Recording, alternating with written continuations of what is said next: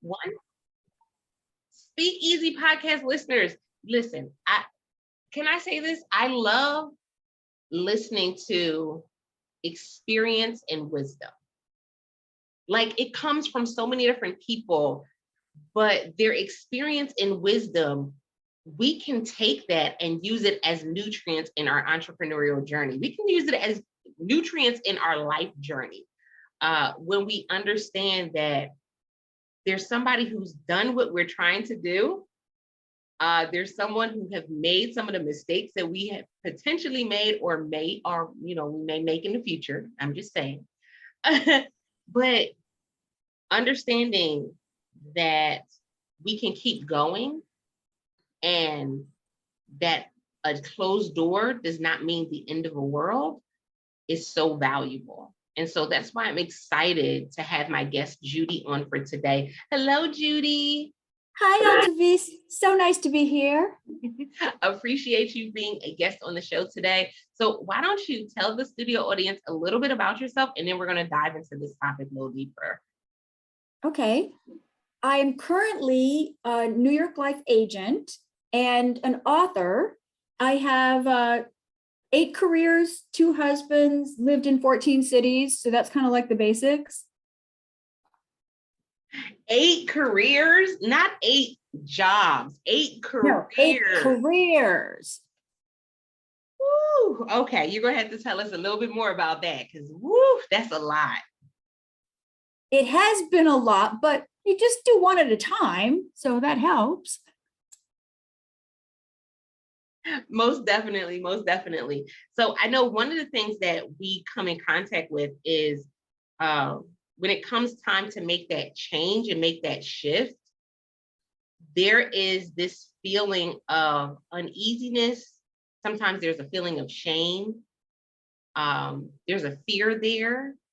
And so with you being able to make those transitions, what have been some of the things that you've learned that going into the next transition, it made you a little stronger? I believe that when I look back at my 8 careers, the defining decision-making piece was, what passage of life was I in? So different jobs fit your life different at different times. You know, I could not have, with 4 small children under the age of 5, had a job where I couldn't be home when they were sick. You should try to get somebody to babysit 4 kids under the age of 5. There isn't anybody that volunteers in your family and you can't afford to pay somebody because they're like, you have how many kids? Like, I can't do that. So I had a nursing career. I was an OB nurse and a surgical nurse. And then I transitioned. I knew I wanted to get pregnant. So I thought maybe if I have a job that's not, like emergency room, kind of get called in the middle of the night. I became an allergy nurse because that's daytime hours, right? So I did that until I had my first baby. And then I decided I'm going to be a stay-at-home mom like my mom was. Well, that didn't last long because I was like, good Lord, do people go crazy doing this? Oh, you wash the baby, you put the mobile up, and then they take 2 naps a day, and you're like twiddling your thumbs, going like, I gotta do. Anyway, so I got my certification to teach Lamaze because I was a nurse. I had all the bones and muscles learned, right? So it wasn't too hard. So I taught people how to effectively have babies without drugs, which is Lamaze, right? So that worked. And then when I had 1, 2, 3 on my 4th baby, I couldn't get my jeans back on after I had the 4th kid. And so I said, I'm going to get my aerobic certification. And there was a girl in my town who needed a teacher to fill in a couple of days a week for her. So I had a built-in job. And when she moved, she said, do you want me to buy my business? I said, what am I buying? Like, we meet at the the lodge, and then people sign up to come. So there's nothing to buy. I just started my own. And I had Betty, the babysitter, for $1. And everybody brought their kids and they did aerobics. So for 11 and a half years, I found a career that worked with 4 kids and not enough money to pay a babysitter. So it was passage. I believe in passages. So that passage lasted until the youngest was in kindergarten. And my husband then had lost a job and I needed to go back to work to support us, to help support us. So it was like, what do I do? So I was volunteering at the time at the school, and I met the wife of the CEO of Bradley's, which you might not remember that company. You might, because I think it was in Maryland. A few years ago, they closed down about 10 years ago, but I was about to say, I remember that name. Yeah. yeah, Bradley's was like a Kmart or a Target kind of level. Yeah. And I called up my friend that had been on this volunteer committee with me, and I said, Carol, what do I do? I need to go back to work. So passages first. Second of all, tell your friends what you're looking for. Because she said, why don't you come over for dinner? Her husband was the CEO of Bradley's, and he gave me a job. It was an entry-level distributor job, but I did a really good job. And 3 months later, I got promoted to run a whole company for, do you remember Gaetano jeans? I do remember those. Yes, I do. And Gaetano was trying to get into the women's clothing business. And they said, we want to open Gaetano shops in the Bradley stores. So, passages, friends. Oh, and in the passages, you got to stay busy. You can't sit on your couch and think you're going to find somebody that knows the CEO of Bradley's. It was because I volunteered, I got myself out there, stayed busy while I was teaching aerobics and Lamaze. Then I realized, oh my gosh, I need more money. Like, this isn't going to support us through all these kids with braces and bikes. So I have to do something else. So then I talked to Carol, and he gave me that job. So I kept that job until the next passage came. We moved to another big city, and I had all kinds of offers of different kinds of jobs to do. And I was trying to figure out which was the best one. And I said, you know what? I think I should take the banking job, because they had heard that I was really, really,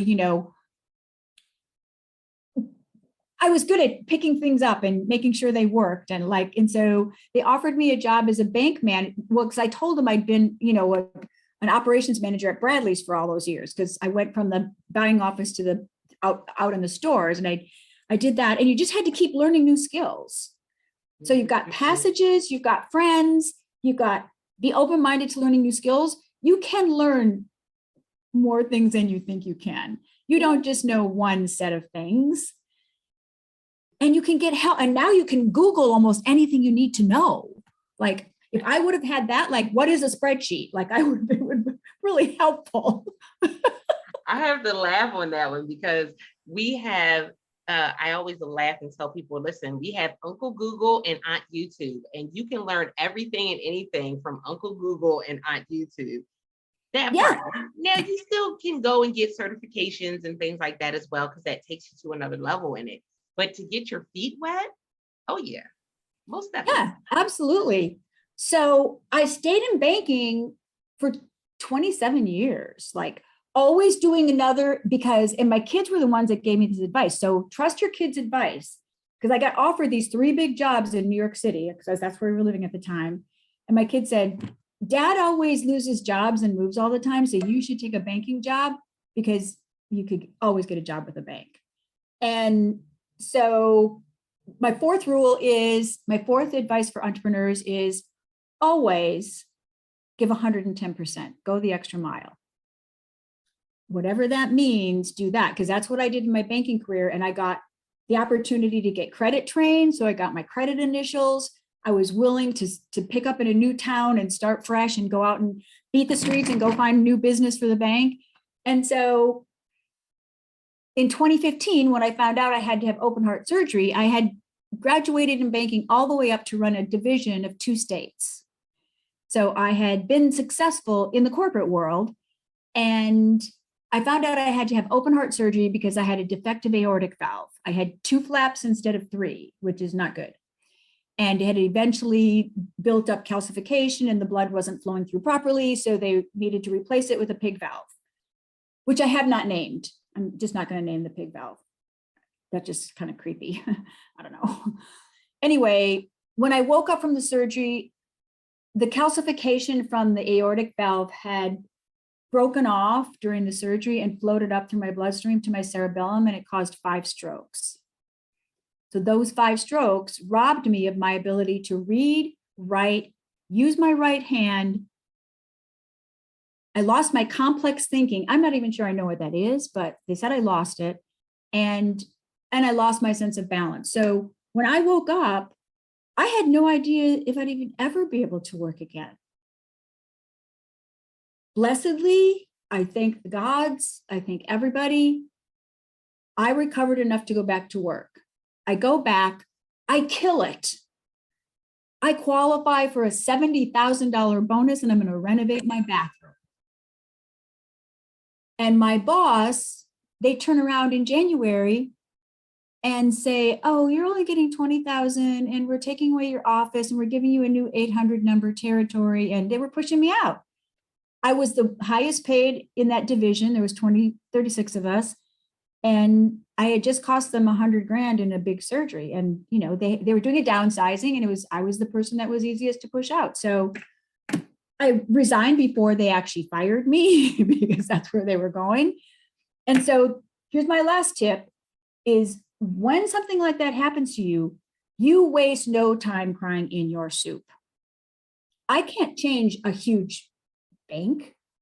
They're not changing because a friend of mine, a lawyer, you know, we sued him and I got a little bit of a settlement, enough to start a new business. It wasn't huge, but it was enough, right? It gave me that, okay, so this freaked my husband out. I took 100% commission job with the best life insurance company in the country.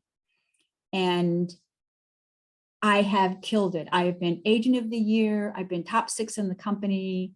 I have just had a fabulous career. And that career, so see the opportunities, that's what I'm saying. Don't sit on the couch. You know what I did? I beefed up my LinkedIn, got premium. So everybody saw my resume and I was getting out there. I called every friend I had to say, hey, I'm looking for a job. And I got people that said, oh, American Heart Association's hiring a fundraiser. Maybe you had heart surgery. Maybe you'd be a good fit for that. I called my banking friends. Oh, there's a recruiting company for bankers. They might hire you. And they were going to hire me too, but that was also commission. Anyway, call your friends. If you don't tell anybody you're looking for a job, they don't know you're looking for a job. Everybody's life is so busy, LTVs. They don't have time to look around and say, oh, did LTVs not have a job? Do I need to help her? Like, no, they don't know that. So being in that job is probably that negative, hard, challenging situation that oftentimes destroys people at the age of 64. They just quit. They never go back to work. They say they're going to take their Social Security and just sit on the porch. I'm done. I've worked enough years. Oh my gosh, I might have 30 more years. What could I do to change the world? What could I do to change somebody's life? You have to grab onto life with gusto.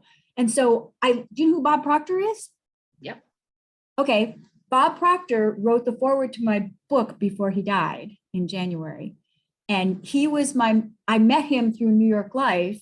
I did a class with him, and then I took a master class with him. So he was my personal mentor with this small group of people. And he's the one that reintroduced me to Think and Grow Rich with Napoleon Hill. And it was the first time I had heard about the universal laws. There's actually 12 of them. And they are the laws that run our lives, even if we don't know what they are. They make the sun come up, they make the water run, they make the seasons change. The universal laws run our lives too, not just the world around us. And I woke up one morning, January 7th, 2021, and I said to my husband, David, somebody should write a book about these laws and principles. So it'd be like a daily kind of keep you on track because you want to actually obey them. You want to really know what will help you live a better, more fulfilled, happy, peaceful life. Who doesn't want that? And then, of course, God tapped me on the shoulder and said, why don't you write it, Judy? Now, I have never been an author. I once wrote a book for my kids called Old Trees Never Die. And my kids just almost fell off the couch laughing. It was so bad. So I've never been an author. But this book wrote itself. It was so exciting to do it. It's 365 days of history and Bible verses and affirmations and going over the 12 universal laws and going over the 13 principles so that you can learn from them and apply them to your life. So that's where I am now. I took a retirement contract from my insurance company. I've been there long enough to get a pension. Yay. Yay for pensions. But my last piece of advice for entrepreneurs is think in terms of this isn't my last rodeo. There's something else that I can do. And if there is something else that you can do, then you should do it. Because you have, if you're older, you have wisdom from experience. If you're younger, you have energy that we don't have anymore. You have something. And this is a gig economy. We have never had this before, right? You can start a podcast business. You can, if you don't know how to start a podcast business, find interesting people to interview and start your own podcast. There's just, life is really short, Altavis. And we want to leave a legacy through our children, through our friends, through our businesses. And I will tell your entrepreneurs, one of the universal laws that if they use this universal law, they will change their business for the better. It's the 12th one. It's the universal law of giving and receiving. And what this law says, you will not ever get any more than you give.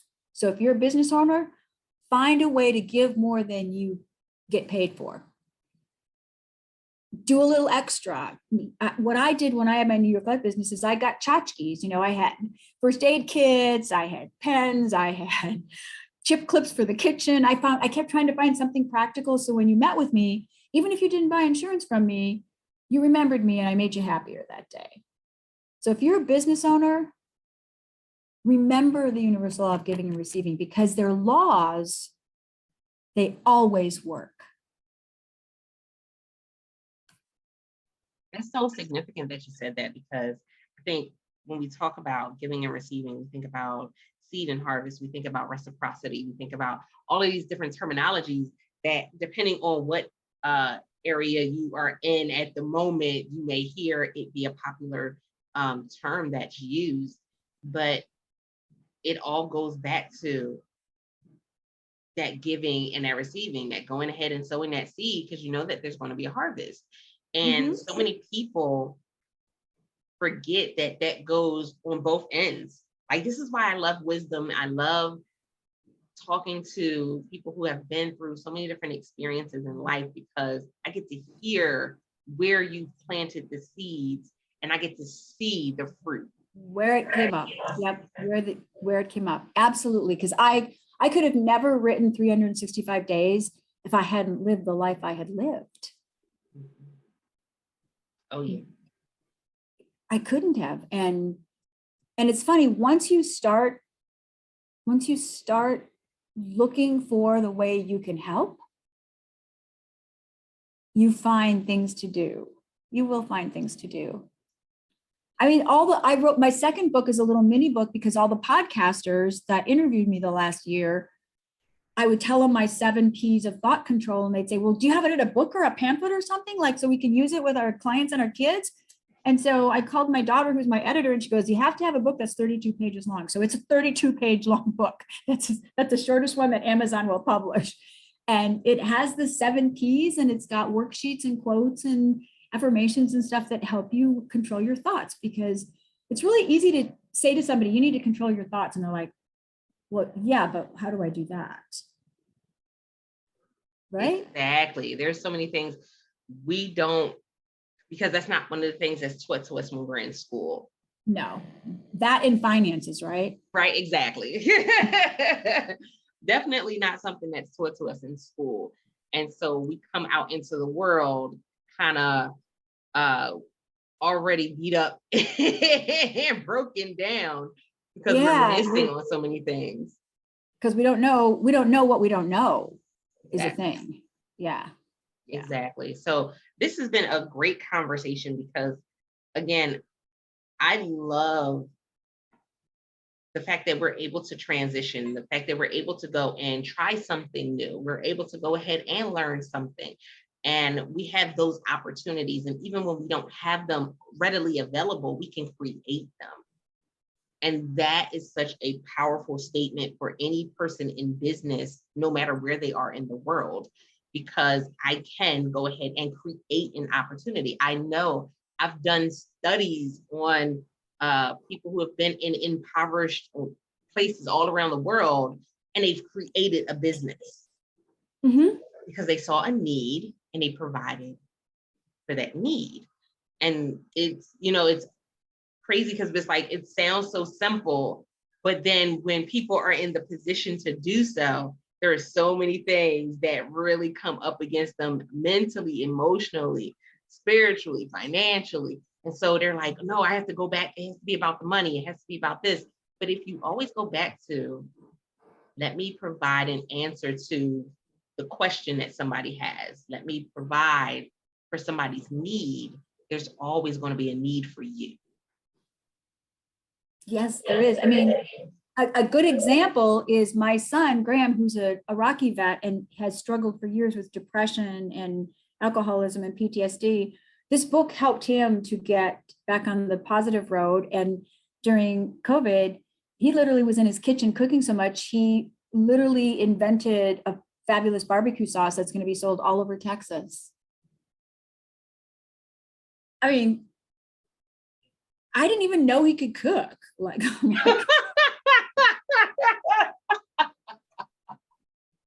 that part, right? yeah. Oh my goodness. And stories like this are really significant. Like we've heard I think it was when Washington was shut down for a while, there was like a woman who decided to make cookies so that way she could pay her bills, and she ended up starting a cookie company. Like it happens. Yeah. It's just, if you look it, but it comes back to up here. It's in our heads. It's our thoughts are the things and that's what I'm hoping that this book does for people, that they see it like on a matching set here, one in the window, one in the, this is what I hope it does. Is my prayer for this book every day is that people will, I wanted to do what Jack Canfield was the first interview I ever did, the guy that wrote Chicken Soup for the Soul. And this is what he said. He said, I've read Judy's book, and I will tell you two things about it. One, this is the easiest way to read 70 books that you've ever seen, because that's how much research she put into it. And the other thing is, if you read it for a year, I promise you that your life will be changed. I love it. Thank you, Jack Canfield.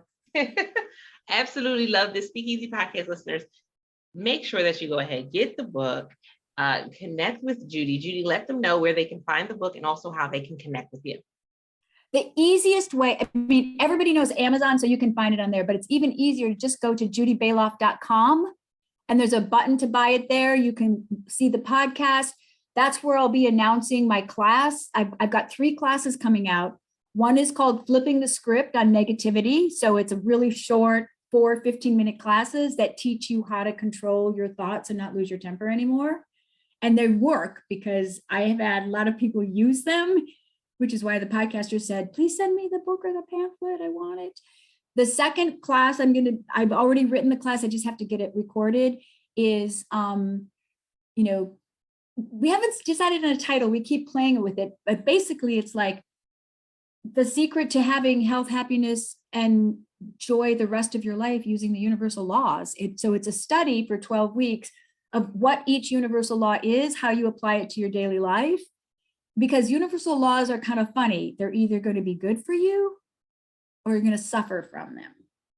So you need to know what they are. And then the last one, which I'm really excited about, I'm a certified Napoleon Hill instructor now. And Napoleon Hill in his later life wrote a class based on, because he was young when he published Think and Grow Rich. He was probably in his 40s.